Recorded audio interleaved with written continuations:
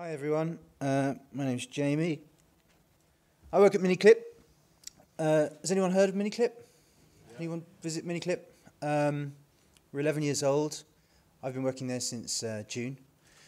The game was founded by two guys, Rob and Tion. They still run the company. It's still a privately held company. It's been in profit for all of the last 10 years. We have about 65 million players a month, of whom probably about 18 million are registered users. And we have about 600 games on the site, and they're free-to-play games. Some of them are MMOs. We launched Club Penguin and RuneScape, and we still provide distribution for new MMOs. So, real quick, 5 things we've learned. I say we, I'm still learning. I hope we all are to some degree. Fun is what's good about games, and it's what we try and get into all of our games. We try and listen to our players, our customers. Without them, we are nothing. And we try and use what we hear from them and try and improve our products. We try and stay flexible when it comes to developing games, when it comes to developing the service of the website, and very importantly, we try and stay flexible when it comes to our business partners, our advertisers, and our developer distribution friends. We try and make our stuff findable on the web. Any online business will tell you that the stuff needs to be findable. Indeed, if you're searching for that strange boxed product in that weird old emporium left on the dusty, wind-blown high street that hasn't been turned into a Japanese peace garden yet, findability is important.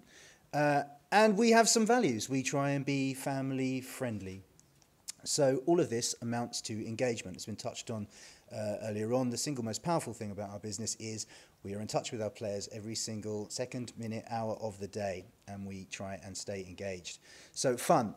We are very fortunate. We work with a ton of brilliant developers, people like Player 3 in London, Racket Spell in Sweden, and these guys who made this game, 8 Ball Pool, were 3 Danish guys who had a company called Chameleon. They had this great multiplayer game. It was so good that Rob and Tion bought the company and brought the guys into the company.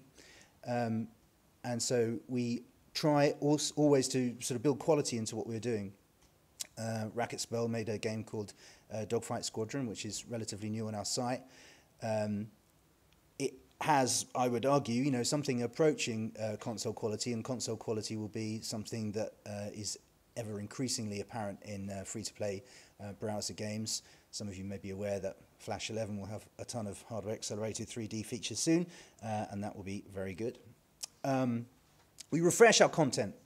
We release about 2 new games every week, and that keeps people coming back for more.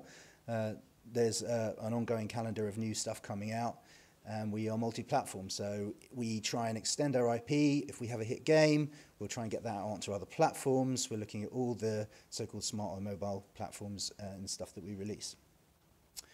We listen to our players. Our players might tell us that a game is too hard. This happened with a game made by a company called Nitrome, a game called Fat Cat. People couldn't get past level 2. It was too hard. They were writing on the forum saying it's too hard, do something about it. So we were able to change the game, let them get through to experience the other 10 levels that we had in the game.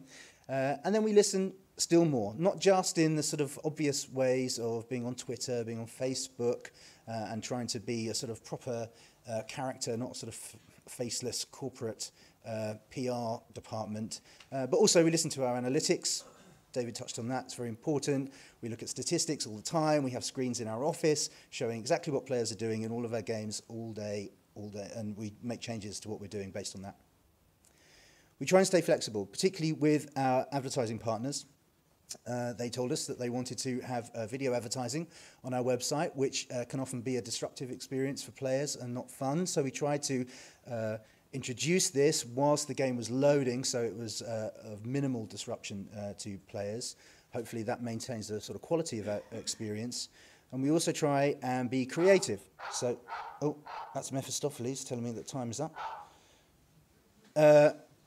We try and be creative, and by expanding the inventory, the space on our site, the creative space on our site, that helps us grow, and that helps our partners grow, and hopefully keeps the free games coming for all of our players.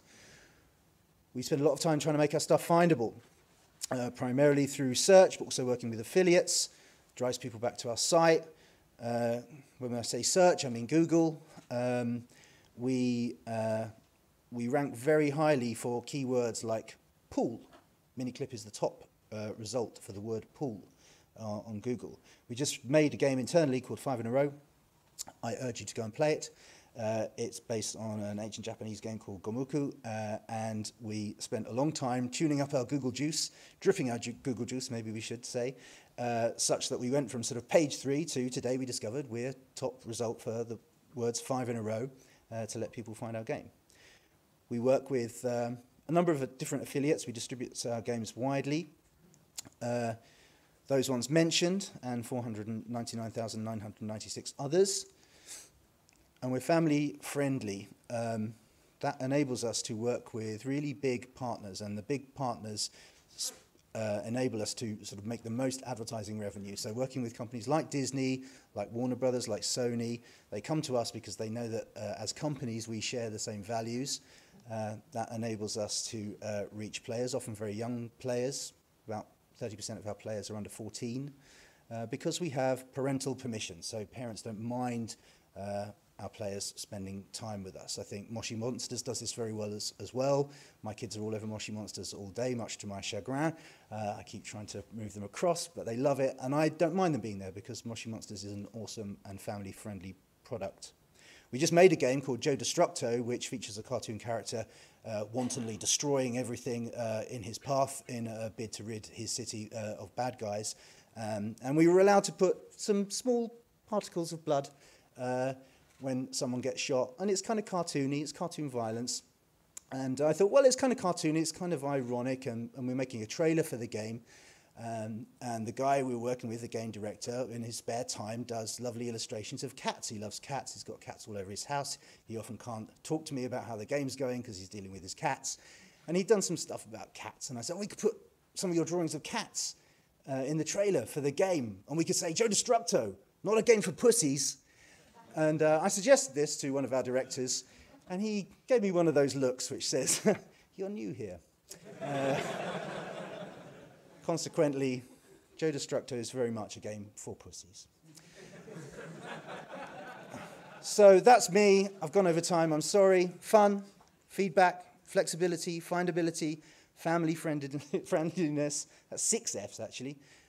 So that's it. Engagement.